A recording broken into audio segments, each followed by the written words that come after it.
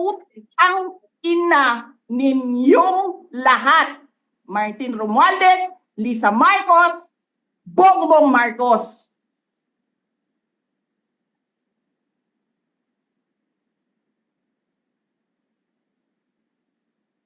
Ginigit-git nyo yung mga tao ko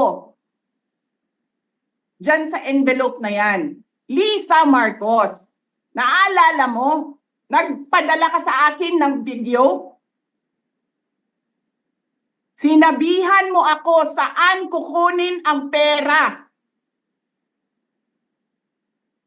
Pinakita mo ang muka ng tao doon sa video message mo. Hi, Nikki.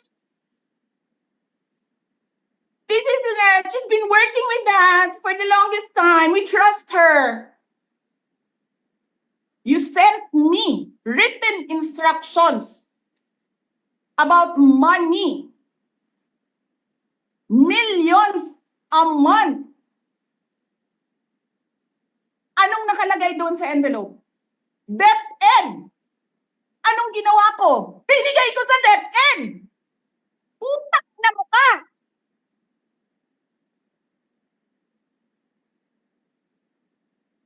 Wala ka ngang posisyon sa gobyerno, namimigay ka ng pera ng gobyerno eh.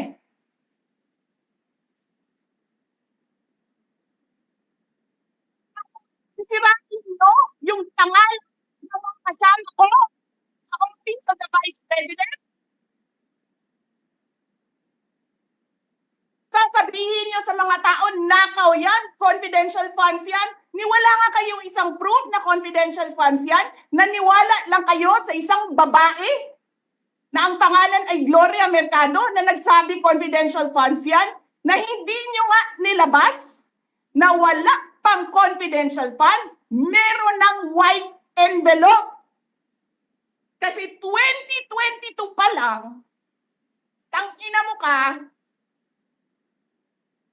may utos na ng pera sa DepEd. Tapos kami yung nagsisinungaling?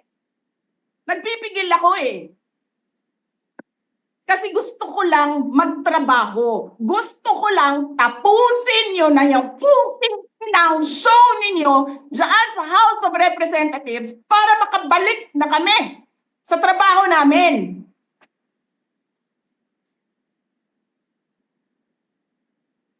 Tapos ganyan ang gagawin ninyo sa amin dahil hindi kami sumusunod sa inyo? Dahil ayaw na namin tumulong sa inyo?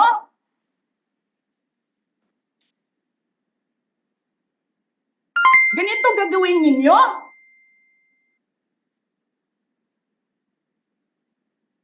Presidente ka, may speaker ka na involved sa bribery ng Supreme Court justices. May video, may kaso, may witnesses. Hindi mo tinanggal yung speaker mo. Pinabayaan mo siya abusuhin ang pera ng bayan. Paikot-ikot sa buong bansa, namimigay ng pera na para bang kanya yung pera.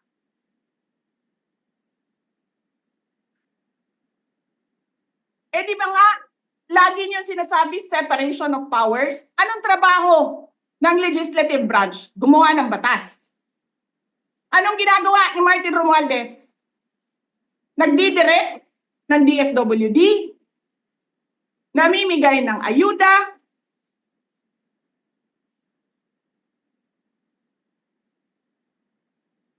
nagsasabi kung anong bibigay, anong ibibigay, anong gagawin, sino ba ang presidente dito?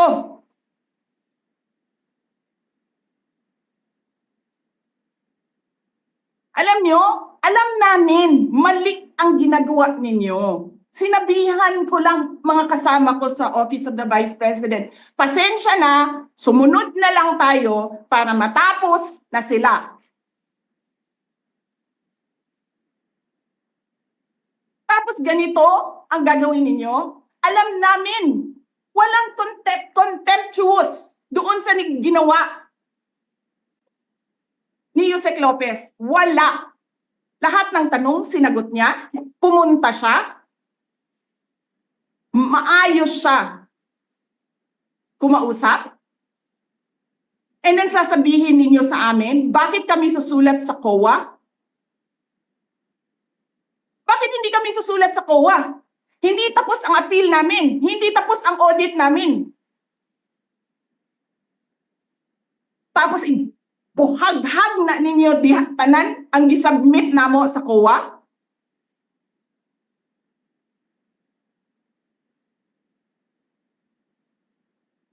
Tama ba yun?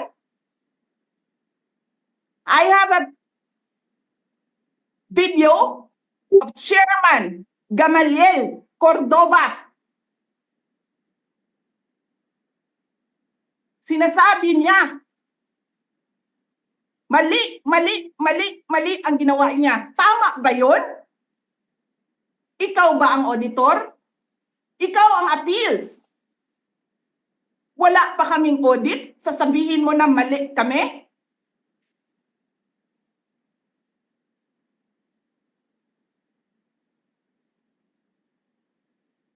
Ang ina ninyo.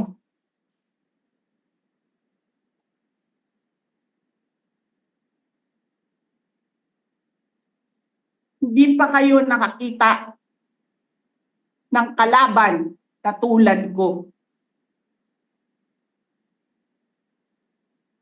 Nagpigil ako na nagpigil.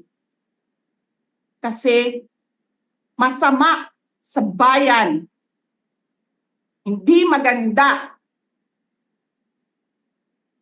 ang political instability.